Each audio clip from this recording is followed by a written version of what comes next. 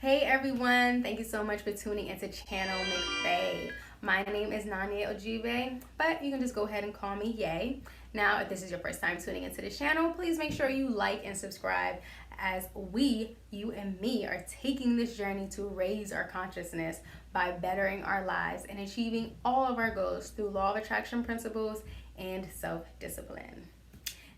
Now, today in this video, I want to get into how I was able to switch up my mindset from a negative, non-serving one to a more positive, self-loving one, in hopes that the process I use can add value to you and you can apply it to your life to achieve your goals, get out of that negative mindset, and reach all of your desired results. Because we're trying to be great this year and successful, and most importantly, get this money. So let's get into it. Now, before I get into exactly how I did it or what my story is behind this whole process, I want to give you a better understanding of how our mind works. And I believe with that, you'll be able to really apply it to your life and, take it from there. So with that being said, I want to talk about how our mind really works. Now, our mind operates in two modes. We operate in a default mode, which is basically autopilot.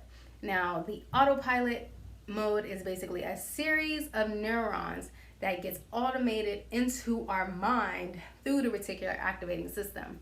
Now, I went in depth, like true detail of what the reticular activating system is in my previous video. I'm sure I'll put it in the description below, but I'll give you a little recap right quick. The reticular activating system is basically thoughts that we think repeatedly, and so much that when we think it over and over, it gets filtered into our mind, and then our mind makes it real and makes it a reality. We are now seeing evidence within our reality of the thoughts that we've had to make it real.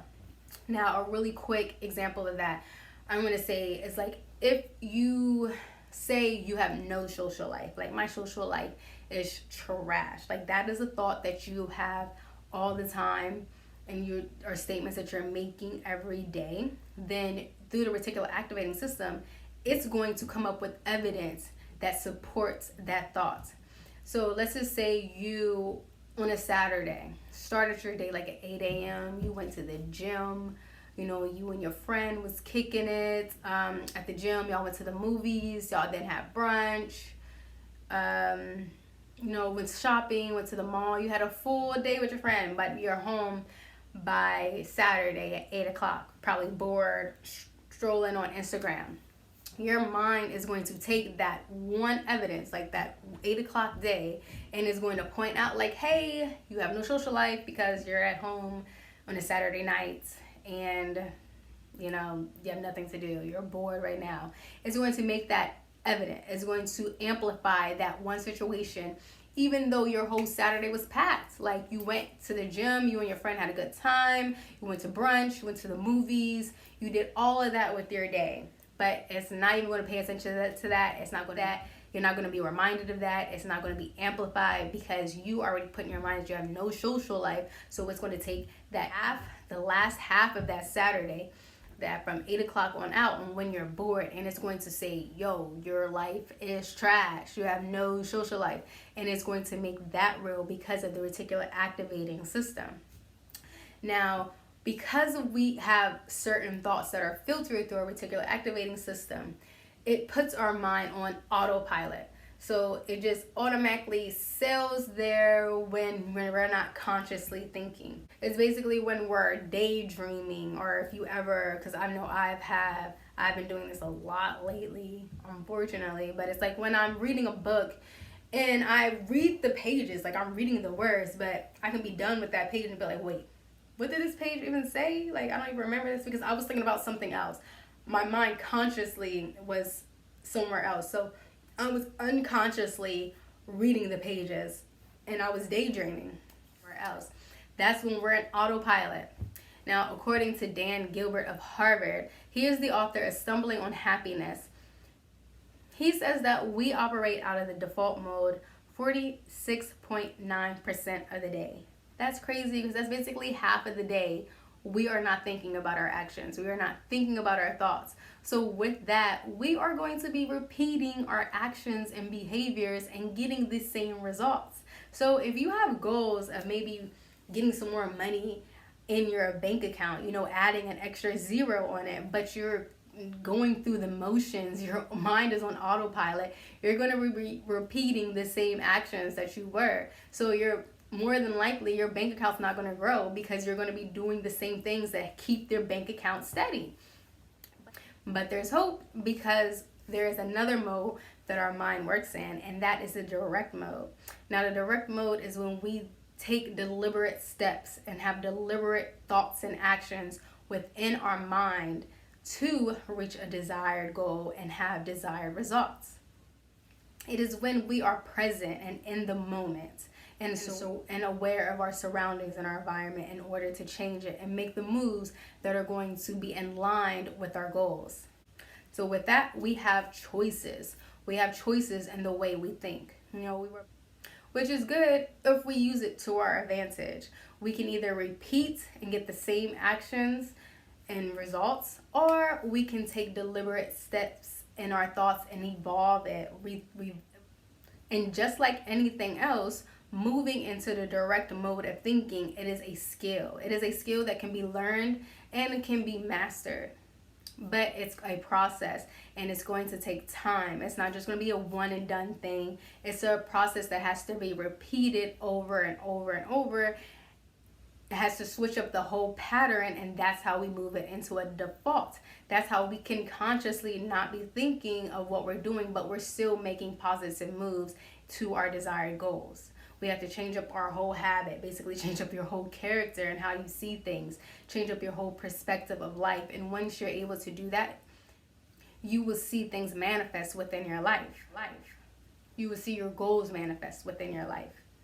But like I said, it's a process. It's like basically saying you want to lose 50 pounds. You're not just going to maybe work out once to do 50 crunches and then you got a six pack. Even though I wish that was so true. Wouldn't that be so bomb? Like, everybody just be looking snatched out here. Like, it's a process, because, like I said, we can't just wake up and lose 50 pounds. We have to get up, go to the gym, probably change our whole diet plan, and get a whole routine together. Maybe even get a trainer and stay deliberate, stay disciplined in those actions that we are making to reach that less 50-pound body. With that being said, it's not going to be easy. It's a process. Once we do that first workout, I'm sure if you worked out before, after that first really good workout, your whole body is sore. It's going to be screaming, oh my goodness, I do not want to do this again. Like, it's uncomfortable. It's going to be painful. That's the same process your mind is going to be making when you try to change it from the default mode of thinking to the direct mode of thinking. So basically, you're going to have goals, you're going to have dreams, you're going to want to put yourself in a higher position. But when you do, so many reasons and excuses are going to flood your mind on why you cannot. Why you don't have the time to go to the gym, or why you don't have enough money to invest in that property, or why you're not resourceful, or why you don't have that network, or why that goal can never be done.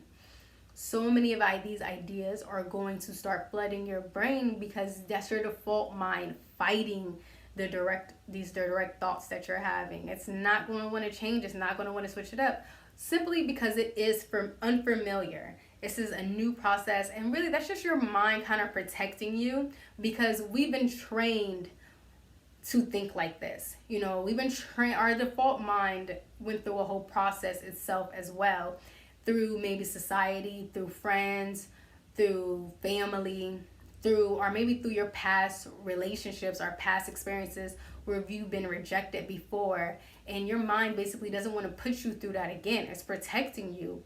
So this is why we have to be conscious of our thoughts, in order to, when we do see that thought, or when we do have that feeling within ourselves, we're able to catch it and switch it up, and we're able to identify it and replace it with a more serving thought.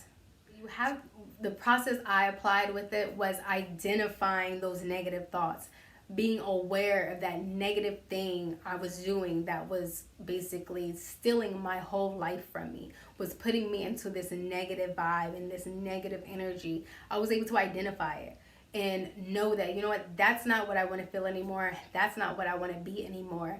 And once I was able to identify it, a really good tip for the mind is to writing it down, because when you write it down, you're able to see it. And then when you see it in words, it kind of makes it small and makes it not as big, and the feeling isn't as massive and taking over you as it was in your mind. You're able to read this, and then maybe you can picture it coming from a friend. Like if a really close friend or a really close family member said that about themselves, you would be able to catch it and be like, no, that is not what you are. That's not what you should be thinking about yourself.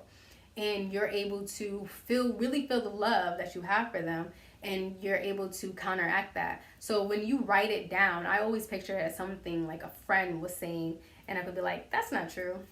And then once I have those ideas as positive thoughts coming to me, I'm able to write that down and then apply it to myself. So when I think about that negative thought I just wrote down, I can read the positive one and be like, you know what, that's not true. The negative's not true. I'm going to stick with the positive, and the positive is true. And then I'm able to repeat that over and over and apply that one over and over and get skillful in it and master this so it can become part of my default mode, rather than it be in a direct mode, because I don't have to deliberately think about it that much anymore. So how I was able to apply this process is because when I was growing up, society and even family was telling me like, girl, you not that cute. And I thought I wasn't that cute because basically I was dark skinned. The main reason is because I was dark skinned. Society, especially for a black girl, you know, we do not see a lot of beautiful images of us in movies, music videos, television, print. It's either, you know, white, something of lighter skin people, they're always the one chosen, you know, or you're the token one. And even if you're the token one, you know, no one's paying attention to you. So because of that, I, at an early age, had that thought within my mind that because I was dark skinned, I was not cute.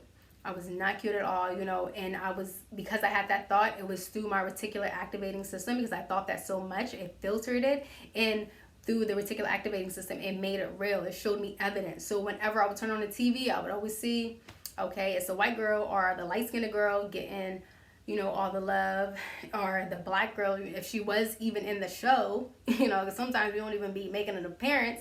If she was there, then, you know, she was in the background, or she was the friend. She was the one helping the light-skinned girl, or helping the light-skinned girl get the guy. She was never the one approached. Or watching music videos. You know, I love hip-hop and R&B back then, because R&B was popular back then, and that girl that was always getting sang to by Genuine or Donnell Jones, you know, she ain't look like me. She was not dark skinned. So I just, again, because that was my thoughts, the reticular activating system made it evident, and those like were my favorite songs. Those were my favorite artists. So I would watch those videos all the time, and I would be thinking, that's not me. I must not be cute. I even really had it within my family. Like my older sister, she's light skinned, but she was older than me. But so she, you know, I guess was prettier. I mean, I was like a little girl. I was like probably 7'6", but so no one was really checking for a 7'6" and if they are, they need to go ahead and get away from me anyway. So she was like in her teenager. So when we go out, everyone would always flock to her. She would always get so much attention, and my mind would think, okay, she is light skinned, that's why she's getting the attention. No one's looking at me because I'm the dark skinned one. And even with her, when we would fight, we would get nasty. And she would call me names. She would be like, you know, you're blackie this, or tar each other. And she would be like, oh, why are you out in the sun all day? Because I used to be out in the sun as a child, because I grew up in the 90s. And when you grew up in the 90s, you was outside riding your bike, you know, you was playing tag, hide and seek, and I was the adventurous, outgoing kid. So I was always out in the sun, and I was getting black, you know, but I didn't necessarily think it was a bad thing really until I really heard it from my older sister, and I really believed everything she said because, you know, she was my first friend, you know, she was my role model. She was, you know, the one that was older and everyone seemed to flock to. So it was like everything, even if she said negative things about me, I took it as facts. I put it in my mind and made it true because, you know, it came from someone that I cared about. So it was trained. I learned this from society and through friends, and through family, and it was put into my default mode of thinking. I basically became emotionally dependent on my family and on society, and I needed them. So because they weren't telling me I was pretty, they weren't filling me up with those positive things because I was emotionally dependent on them, I automatically thought I was ugly because of the color of my skin. And I'm sure a lot of dark skinned girls went through this, are still going through this, and you need to know that is straight lies, not facts at all. We are beautiful, beautiful, beautiful, beautiful creatures. Smooth brown skin. We're getting a lot of love nowadays, I feel like, especially with Beyonce's song. And it's because it is a real thing. It was a real thing that we weren't receiving love. So I feel like now it's evident. It's being more clear. It's being pushed. The agenda is being switched because it was so negative in the past. And I really had it bad. Like, let me tell y'all. And since it was coming from my family and, you know, society, I truly believe this. It stole like my relationships with friends. I became so insecure. Like, even when dudes would say I was cute or I would get attention, I would be like, you're lying, or you're just messing with me right now, or I would think it was a sick joke, honestly, like on some Carrie shit. Like, oh, y'all about to play me at the end of this dance. I'm cool. I'm good. I ain't going because y'all playing games. Like, yes, it was really that deep when it came to how I saw myself simply because I was a dark-skinned girl. So, like, even to the point that I think by the end of middle school, I went to this beauty supply store and I bought bleaching cream. I had bleaching cream and I would put it on my face just because I wanted to feel like I was beautiful. It got deep. It got real deep with me. And after I used that bleaching cream, I basically looked crazy. Like, I looked sick. My face was all light, but then like my hands was black. And it just got to the point like, yo, this ain't cute. Like, I have to really think about it. Like, you're really focusing on what these people say about you. Like, you have to be good because God made you this way. You know, I had to consciously be aware of my thoughts and be aware of what I was doing with my body and have to make a change. I had to stop thinking, like literally had to stop thinking of these things and just accept myself. I had to change my whole mindset.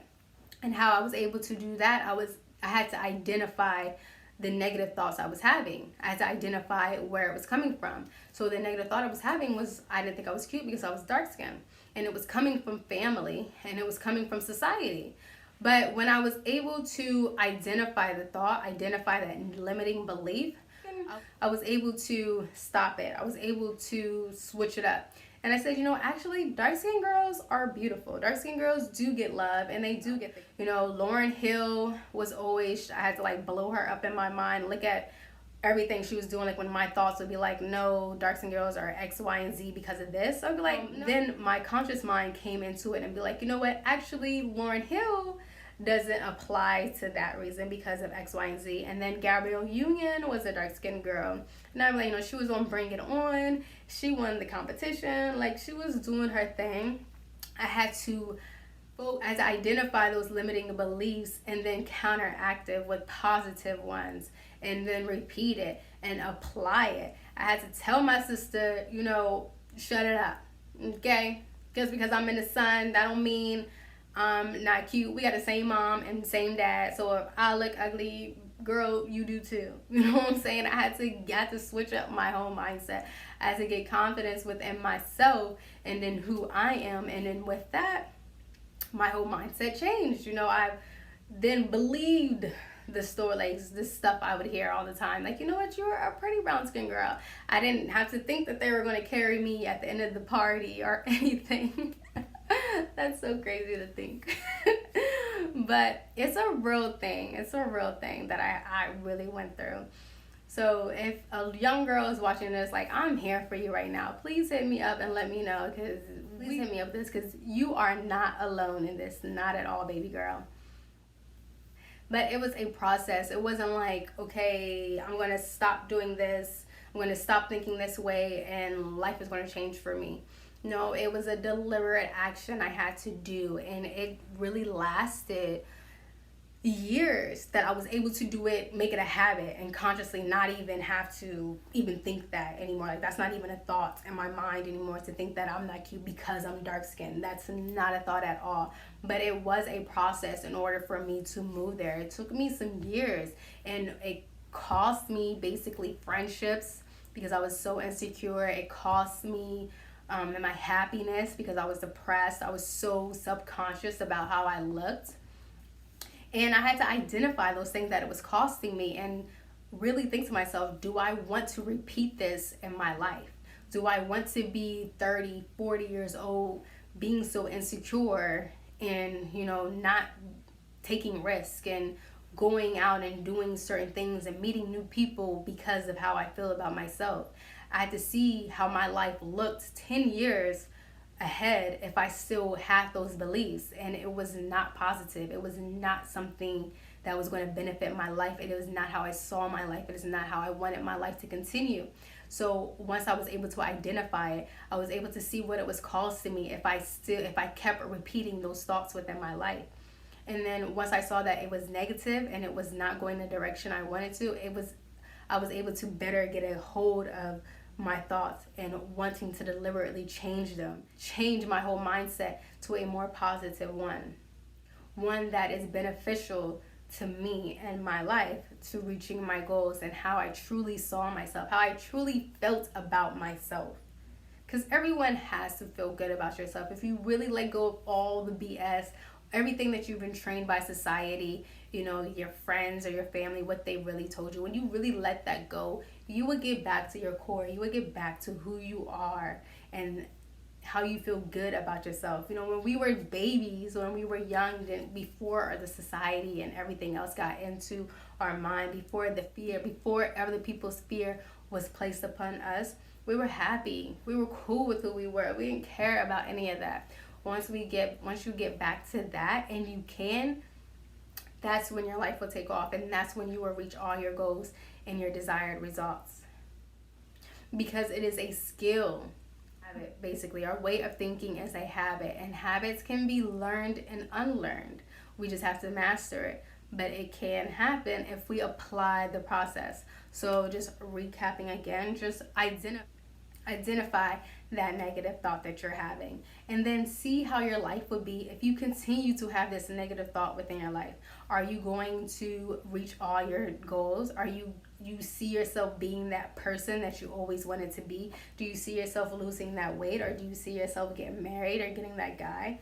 Honestly, really ask yourself that. And then if the answer is no, then stop right now, and then think about all those ideas, or think about all those thoughts that you would have that are aligned with that positive mindset, and then write it down and replace those thoughts, and then stick to it, because it's not a one and done kind of thing. It is a process that you're going to have to repeat over and over and over again, so you can move it from your direct mode of thinking to your default mode of thinking, and it becomes your way of life.